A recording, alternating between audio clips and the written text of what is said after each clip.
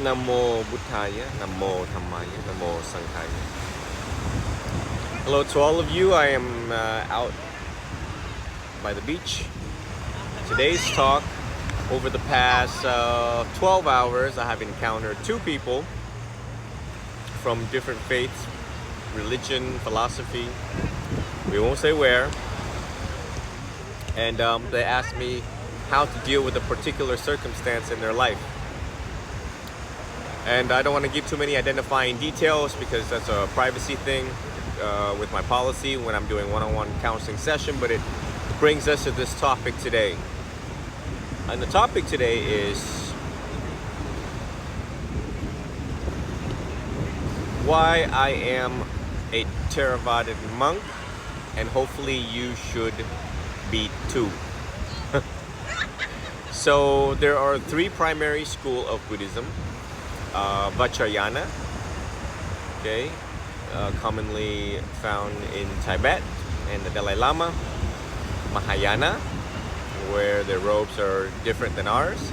And then you have School of the Elders, the oldest, longest, still continuing school of Buddhism, the originals, which is us. And my second encounter was today with a gentleman who says I practice Buddhism. So I always get a kick out of that, and I wanted to ask him a little bit more, like, so what school do you belong to? What school do you practice? What school do you identify with? And he says, the monks look like you. And I said, Theravada? And he seemed confused. Then when it came to the subject of meditation, I says, so what kind of meditation do you practice? And he says, I just meditate.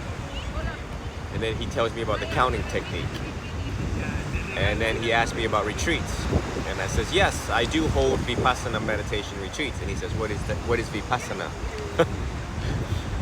So here's the thing. And I've met a lot of people in my life. And you all know that I conduct research as I meet people across the way. And part of that is asking certain questions and seeing what they identify with and how they use that philosophy, religion, or faith or belief to solve their human problems in their life. And it's my impression that a lot of people are confused and they jump from manifestation, for example, to other religion, to this, to that. There's so many information online that it's difficult for one to be mindful of information diet.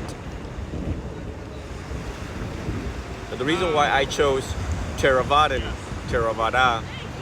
out of all the Vietnamese people, out of all Asians, particularly Vietnamese, is primarily Mahayana because, you know, it historically is. And so it's different to see, it's rare, it's a rarity to see a Vietnamese young man to become Theravada.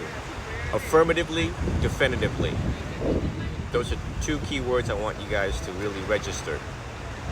Affirmative and definitive, that I am in fact Theravada and I practice the Theravadan way. Why? Because in my life, when I suffered greatly, the way that I suffered and how I suffered, the depth of my suffering, no different than the depth of this ocean. And the currents and the waves and the turbulence threw me upside down, left, right, you name it. And when I was sick and tired of being sick and tired, I made a definitive and affirmative move. And that was, I'm going to uproot my human problem once and for all, period. I'm not going to play around. I don't have time to play around. I don't have the luxury of time to play around. So therefore, the Theravada order, I describe it as, and no different than our one and only historical Gautama Buddha, is that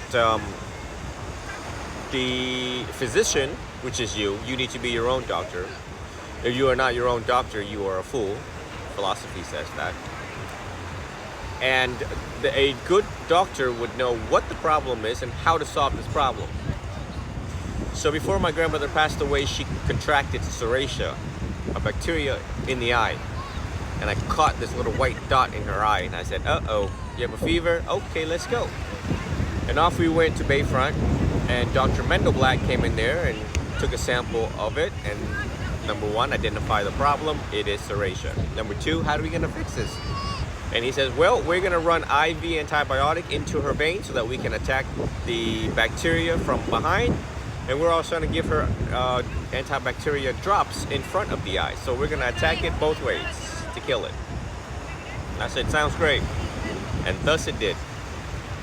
In your life, I want everyone to really look at the depression, bipolar, anxiety, all of these things that cost you peace, all these things that cause you unable to sleep well, makes you wake up on the wrong side of the bed and often, makes you agitated, stressful, makes you, just the things that you feel on a daily basis or frequently. How are we going to kill this problem? How are we going to find the root cause of this problem? Simple. By and through the methods laid out the Theravada way. Because we have a method, a very potent method. To describe other types of modalities, the Theravada order are like surgeons. Whatever disease of the mind, defilements of the mind, we're gonna go in there. We're gonna get real morbid, and we're gonna cut, and we're gonna get it out, and then we're gonna sew it back up and let your wounds heal. But that problem is not gonna be recurring again. That is the goal.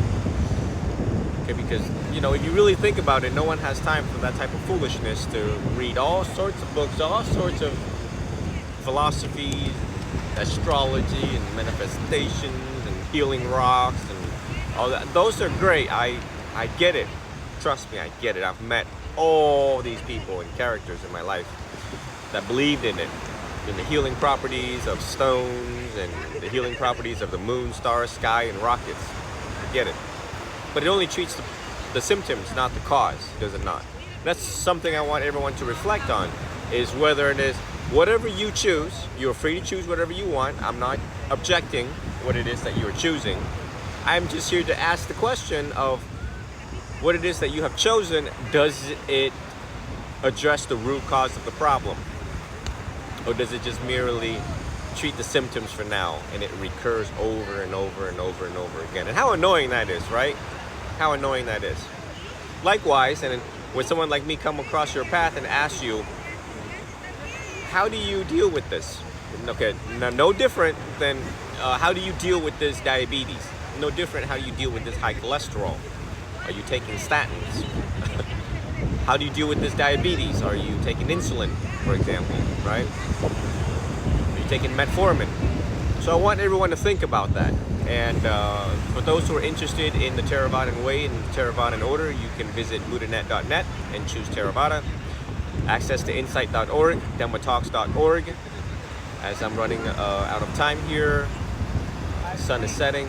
But yeah, it's working out for me, and hopefully it's going to work out for you. And hopefully, once you have resolved all of the deep-rooted cause and issue in your life, that you use all of these things that you have learned and return back and help other people.